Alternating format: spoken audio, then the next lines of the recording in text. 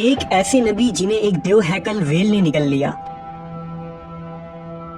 آپ سے ایسی کون سی خطا سرزد ہو گئی تھی اور آپ مچھلی کے پیٹ میں 40 دن زندہ کیسے رہے؟ اس ویڈیو میں ہم اس ہستی کے متعلق جانیں گے جن کا واقعہ قرآن مجید میں یونس اور توریت میں جونا کے نام سے آیا ہے۔ تاریخ میں آسوری قوم ایک عظیم اور طاقتور قوم کی حیثیت سے جانی جاتی ہے جس کا دارالحکومت اشور تھا۔ اشوری دراصل بنی اسرائیل کے نسل سے تعلق رکھتے تھے جو بخت نصر کے حملے کے بعد غلام بنا کر بابل اور عراق لائے گئے تھے۔ اس زمانے میں دریائے دجلہ کے کنارے نینوا نامی ایک چھوٹی سی بستی تھی۔ اشور کے کسی بادشاہ نے ایک دیوتا کے نام پر نینوا میں ایک مندر بنوایا۔ رفتہ رفتہ دوسرے بادشاہوں نے بھی مندر اور عمارتیں بنانا شروع کر دی اور ایک دور ایسا آیا کہ یہ چھوٹا سا علاقہ سلطنت اشوریہ کے عظیم الشان دارالسلطنت میں تبدیل ہو گیا۔ نینوا شہر کے بیچوں بیچ مندر اور شاہی محل تھے جہاں سے اشوریوں کا بادشاہ پورے سلطنت پر حکومت کرتا تھا اور اونچے تخت پر بیٹھ کر بازاروں، گلیوں اور تفریح گاہوں کا نظارہ کیا کرتا تھا۔ اشور کے مغربی علاقے میں لہلہاتے کھیت تھے۔ پورا شہر درختوں اور باغات سے سرسبز و شاداب تھا۔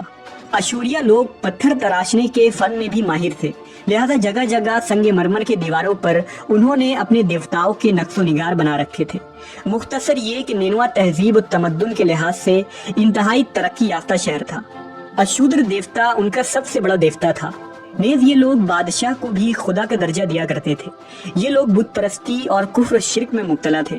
اس وقت نینوا کی آبادی 1 لاکھ سے زیادہ تھی اور یہ 700 قبل مسیح کا زمانہ تھا۔ اللہ نے اس زمانے میں اس قوم کی ہدایت کے لیے حضرت یونس علیہ السلام کو بھیجا۔ حضرت یونس کا پورا نام یونس ابن متا تھا۔ آپ حضرت ہود علیہ السلام کی اولاد میں سے تھے، جبکہ بعض مفسرین نے لکھا ہے کہ یونس علیہ السلام کا تعلق بنی اسرائیل سے تھا۔ آپ حضرت یوسف کے چھوٹے بھائی بن یامین کے بیٹے تھے۔ جب آپ کو نبوت ملی اس وقت آپ کی عمر 28 سال تھی۔ آپ پر ایک صحیفہ بھی نازل ہوا جو توریت میں یوناہ کے نام سے موجود ہے۔ حضرت یونس سب سے پہلے اشوری بادشاہ کے پاس گئے اور اسے پیغام حق سنایا۔ اسے خدائی کے جھوٹے دعوے سے توبہ کرنے کا حکم دیا اور ایک اللہ کی عبادت کی طرف بلایا۔ یونس علیہ السلام نے اس سے ان اسرائیلی قیدیوں کو آزاد کرنے کا بھی حکم دیا جسے اس نے قید کر رکھا تھا۔ نینوا کا بادشاہ آپ کی باتیں سن کر غضبناک ہو گیا اور آپ کی جان کا دشمن بن گیا، لہذا آپ علیہ السلام نینوا کے عوام کے پاس گئے اور انہیں توحید کی دعوت دی۔ انہیں شرک و بت پرستی اور دوسری برائیوں سے توبہ کرنے کو کہا، مگر اہل نینوا نے ایمان لانے سے انکار کر دیا اور اللہ کے رسول کو جھٹلا دیا۔ یونس علیہ السلام مسلسل اس کوشش میں رہے کہ ان کی قوم کے لوگ راہ راست پر آ جائیں۔ آپ نے انہیں بہت سمجھایا اور دعوت کے کام کو جاری رکھا۔ دیکھتے دیکھتے 40 سال کا عرصہ گزر گیا، لیکن یہ قوم حضرت یونس کا انکار کرتی رہی اور شرک پر ڈٹے رہے۔ نیز حضرت یونس کو دھمکیاں بھی دی گئیں کہ اگر آپ نے اشودر دیوتا کے خلاف کچھ کہا تو وہ آپ کو قتل کر دیں گے۔ آخر کار حضرت یونس اپنے قوم سے مایوس ہو گئے۔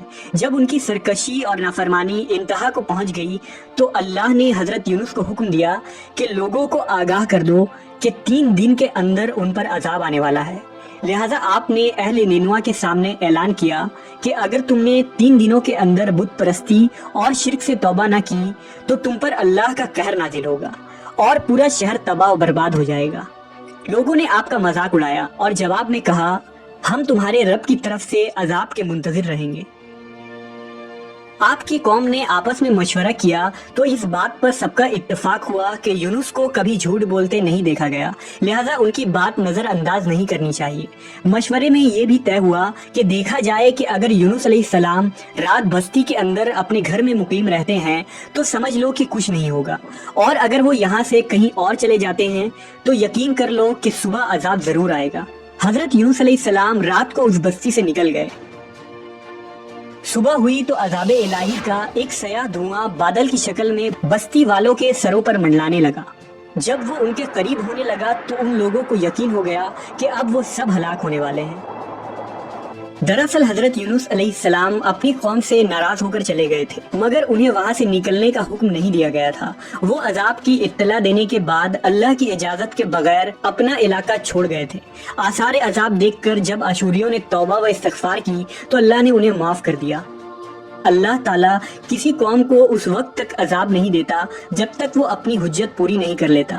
پس جب یونس علیہ السلام نے اس قوم میں مہلت کے آخری لمحے تک نصیحت کا سلسلہ جاری نہیں رکھا اور اللہ کے مقرر کردہ وقت سے پہلے وہ خود ہی ہجرت کر گئے، تو اللہ کے انصاف نے اس قوم کو عذاب دینا گوارا نہ کیا اور انہیں معاف کر دیا گیا۔ جب حضرت یونس علیہ السلام فرات کے کنارے پہنچے تو ایک کشتی کو مسافروں سے بھرا ہوا پایا۔ حضرت یونس کشتی میں سوار ہو گئے اور کشتی نے لنگر اٹھایا۔ پورے دن میں کشتی سمندر میں سکون سے چلتی رہی۔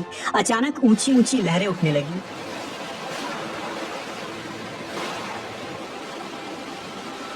لوگوں نے اپنا ساز و سامان سمندر میں پھینک دیا کہ کشتی کا بوجھ کم ہو جائے، لیکن کشتی کا بوجھ پھر بھی کم نہ ہوا۔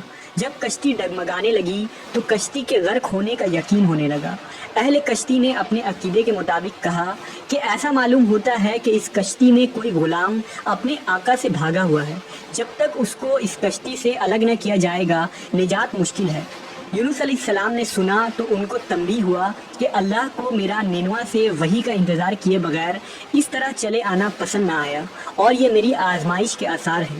یہ سوچ کر انہوں نے اہل کشتی سے فرمایا کہ میں ہی وہ غلام ہوں جو اپنے آقا سے بھاگا ہوا ہوں۔ لہذا 3 مرتبہ قرآن اندازی کی گئی اور تینوں مرتبہ حضرت یونس کا نام نکلا۔ تب مجبور ہو کر انہوں نے حضرت یونس کو دریا میں ڈال دیا۔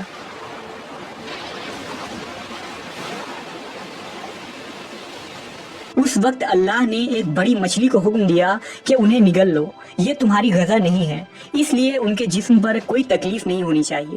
مچھلی نے حضرت یونس کو اپنے پیٹ میں نگل لیا۔ یونس علیہ السلام نے جب مچھلی کے پیٹ میں خود کو زندہ پایا تو بارگاہ الہی میں اپنی ندامت کا اظہار کیا کہ میں وحی الہی کا انتظار کیے بغیر اور اللہ سے اجازت لیے بغیر امت سے ناراض ہو کر نینوا سے نکل آیا۔ حضرت یونس نے مچھلی کے پیٹ میں اللہ کو پکارا۔ ان پر 3 اندھیرے اکٹھے ہو گئے تھے، رات کا اندھیرا، مچھلی کے پیٹ کا اندھیرا اور سمندر کا اندھیرا۔ آپ نے ان اندھیروں میں یہ کلمات کہے: اللہ تیرے سوا کوئی معبود نہیں، تو یکتا ہے، میں تیری پاکی بیان کرتا ہوں، بے شک میں اپنے نفس پر خود ہی ظلم کرنے والا ہوں۔ روایتوں کے مطابق اگر حضرت یونس یہ تسبیح نہ کہتے تو قیامت تک مچھلی کے پیٹ میں رہتے۔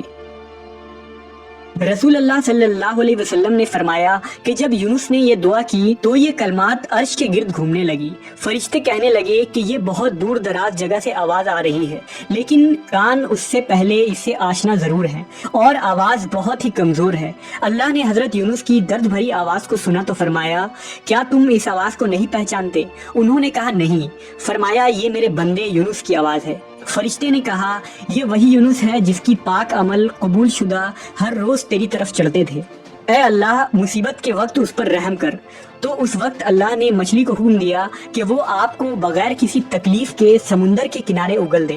روایتوں کے مطابق یونس علیہ السلام 40 دن اس مچھلی کے پیٹ میں رہے اور اس کے بعد اللہ کے حکم سے اس مچھلی نے آپ کو سمندر کے کنارے اگل دیا۔ مچھلی کے پیٹ میں رہنے کی وجہ سے آپ کا جسم ایسا ہو گیا تھا جیسے کہ پرندہ کا پیدا شدہ بچہ جس کا جسم نرم ہوتا ہے اور جسم پر بال تک نہیں تھے۔ غرض حضرت یونس بہت ہی کمزور اور ناتواں حالت میں خشکی پر ڈال دیے گئے تھے۔ اس کے بعد اللہ نے سمندر کے کنارے پر ایک بیلدار درخت اگایا۔ روایتوں کے مطابق وہ کدو کا پودا تھا جس کے ذریعہ حضرت یونس علیہ السلام پر سایہ ہو گیا۔ اس کے علاوہ اللہ نے ایک جنگلی بکری بھیجی جو زمین کی گھاس اور جڑی بوٹیاں کھاتی تھی اور صبح و شام آپ کو دودھ پلاتی تھی، یہاں تک کہ آپ تندرست ہو گئے۔ حضرت یونس درخت کے اس سائے میں جھوپڑی بنا کر رہنے لگے۔ یونس علیہ السلام کی قوم انہیں تلاش کرتی ہوئی ایک دن اس ساحل کے کنارے پہنچ گئی اور انہوں نے آپ کو دیکھ لیا۔ انہوں نے آپ کے ہاتھ پر اسلام کی بیعت کر لی اور ساتھ ہی اللہ سے توبہ و استغفار کرنے لگے۔ یونس علیہ السلام دوبارہ نینوا چلے گئے اور وہاں رہ کر اپنی قوم کی رہنمائی فرمائی۔ حضرت یونس کی زندگی نینوا ہی میں گزری اور وہیں آپ کا انتقال ہوا۔ اس قصے سے ہمیں یہ سبق ملتا ہے کہ کسی بھی حال میں اللہ کی رحمت سے مایوس نہیں ہونا چاہیے۔